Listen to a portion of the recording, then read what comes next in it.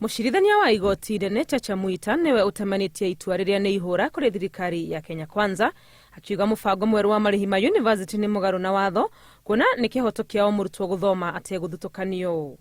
A declaration is hereby issued that implementation of the variable scholarship and loan funding model as currently stands contravenes Section 53 of the Constitution under the mandate of the Higher Education Loans Board and is unlawful.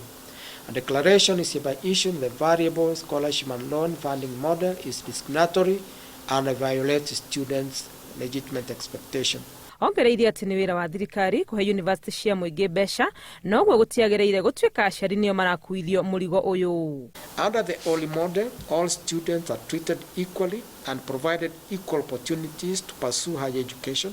According to the respondents, all students placed in public universities are entitled to 80% of government funding, where the third respondent gives loans to those who are unable to raise the difference. Kũringana na mũcirithania Mwita, gũtiarĩ na ũhoro wa kuoya woni wa mũingĩ mbere ya gũkinyanĩrio kwa ũhũthĩri wa mũbango ũyũ mwerũ wa marĩhi ma university. The variable scholarship and loan funding model is unconstitutional for lack of public participation.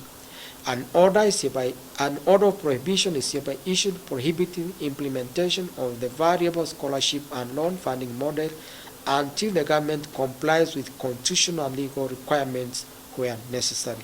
Cira ũyũ wandĩkithĩtio nĩ gĩkundi gĩa gũtetera ihoto cia mũndũ gĩa Kenya Human Rights Commission mwaka mũthiru, makiuga mũbango ũyũ mwerũ wa marĩhi ma university nĩ wagararĩte watho na ndũrahe mweke arutwo arĩa matehotete. Ngĩribotera Inooro TV, rĩtwa rĩakwa nĩ Wangui wa Mwangi.